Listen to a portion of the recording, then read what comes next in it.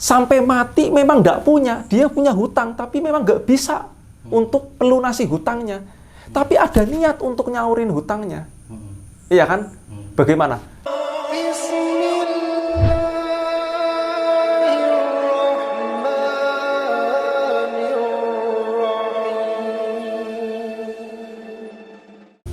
Hutang itu boleh ketika dalam keadaan benar-benar sempit. Ini yang pertama. Ya. Dan sekarang itu banyak loh mas. Hutang itu bukan karena dia butuh-butuh banget, enggak. Tapi hutang karena kegengsian. Coba bayangin sekarang. Lebih banyak mana? Orang yang berhutang karena kebutuhan sama hutang karena memang punya keinginan yang banyak untuk gaya hidup. Untuk gaya hidupnya. Iya kan? Iya. Kayaknya jarang sekali untuk hutang untuk makan ya. Rata-rata itu sebagian besar hutang itu untuk gaya hidup. Gaya hidupnya. Contoh yang gaya hidup nih, punya uang cukup untuk beli motor second. Iya kan? Tapi karena keinginannya untuk beli motor baru dan yang lebih bagus, yang lebih hebat, yang lebih keren, akhirnya dia ke dealer. Sebenarnya ini bisa cukup untuk membeli motor yang kebutuhannya, second aja cukup, akhirnya ke dealer untuk DP. Ya kan, akhirnya motornya kredit. Bukan hanya motor, kadang ada mobilnya, rumahnya. Iya kan?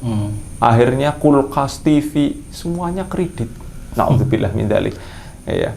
Artinya dia susah dibikin sendiri, bukan Allah yang bikin susah. Allah tidak membikin kesusahan, Allah tidak membikin kerupekan. Yang membikin kerupekan, kesusahan adalah dirinya sendiri. Diri sendiri, betul. Iya.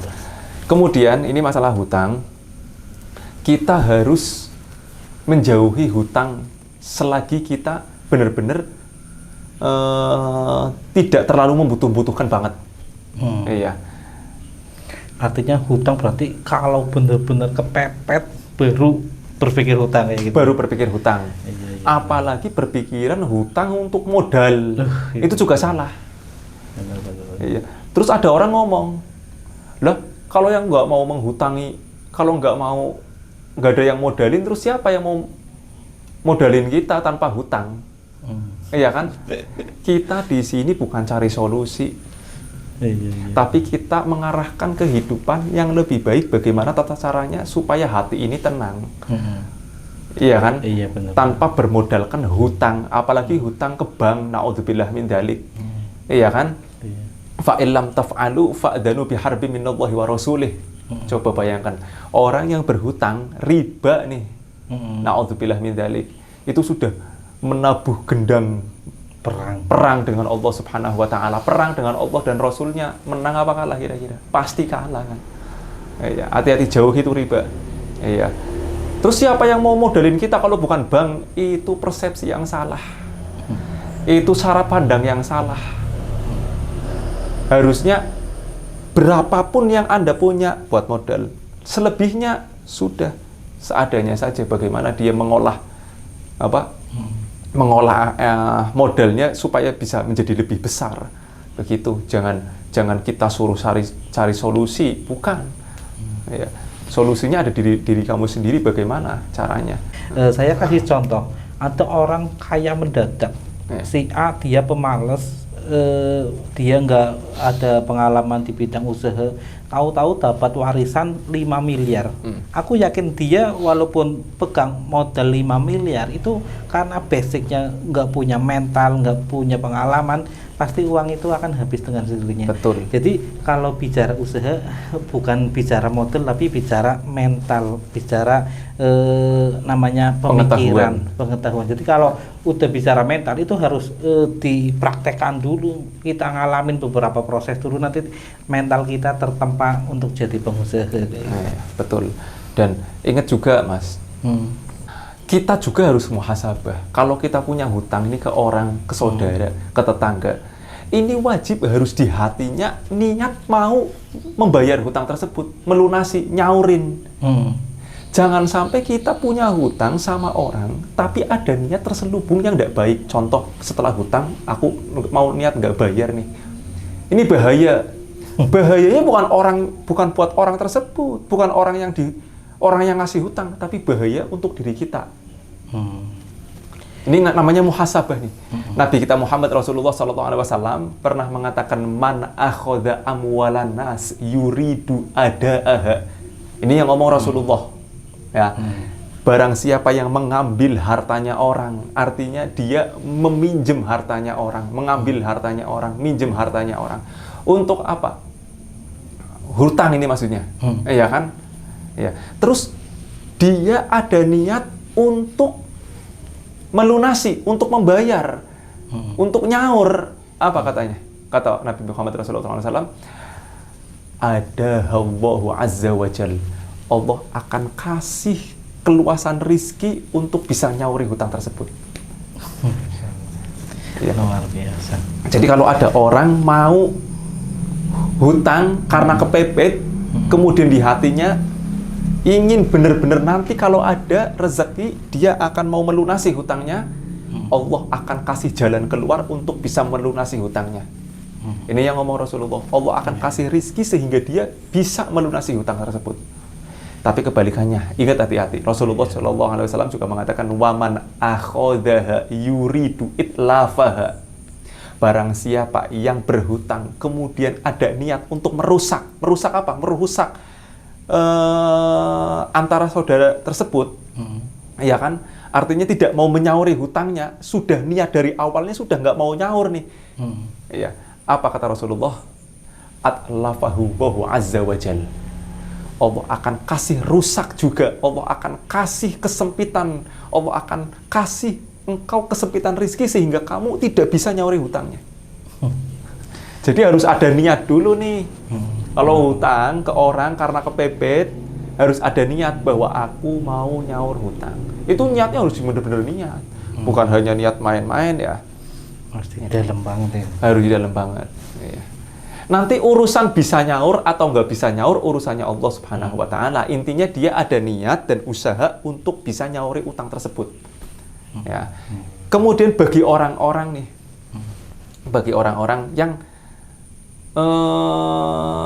dimintain hutang, ya, kita juga kalau ada orang hutang, kita lihat dong orangnya membutuhkan banget nggak, kayak untuk beli beras, untuk beli makanan, kan berarti saking nggak adanya. Tapi kalau hutang mau buat apa, pergi-pergi buat jalan-jalan itu kan berarti nggak penting. Hutang untuk buat modal juga sebenarnya nggak penting. Hutang untuk buat modal jangan.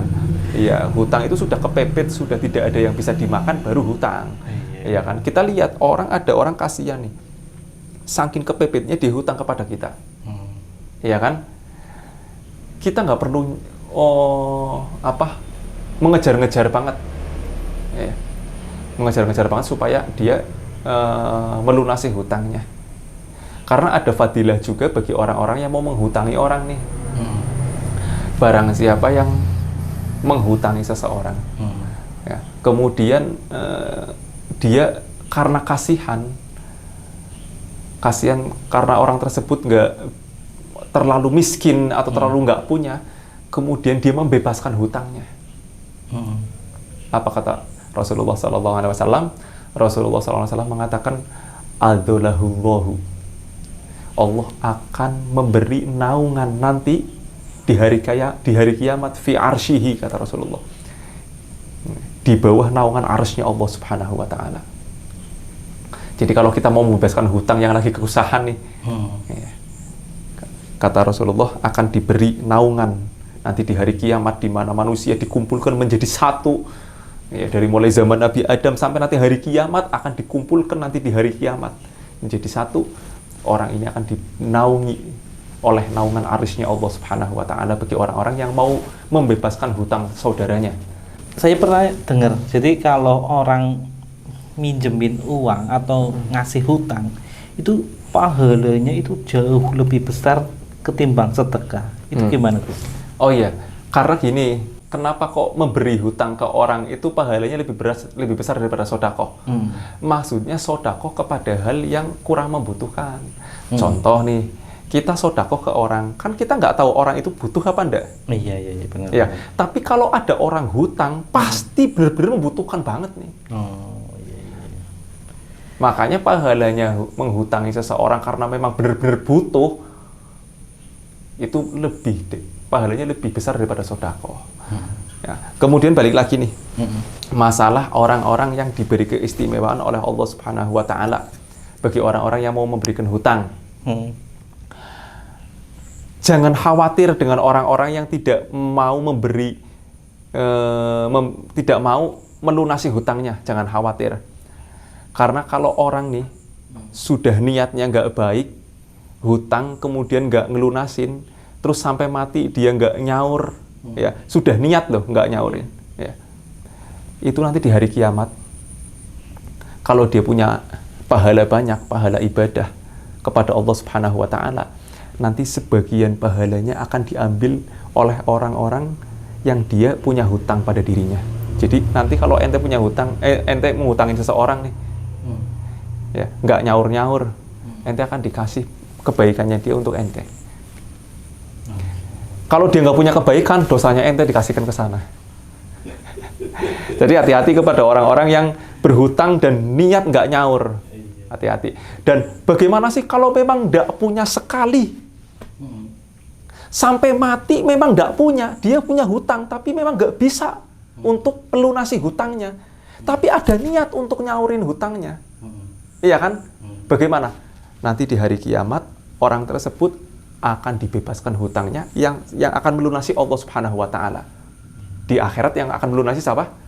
Allah. Mungkin akan diberi pahala yang lebih oleh Allah Subhanahu wa Ta'ala. Tapi ingat, orang tersebut harus orang yang bertakwa.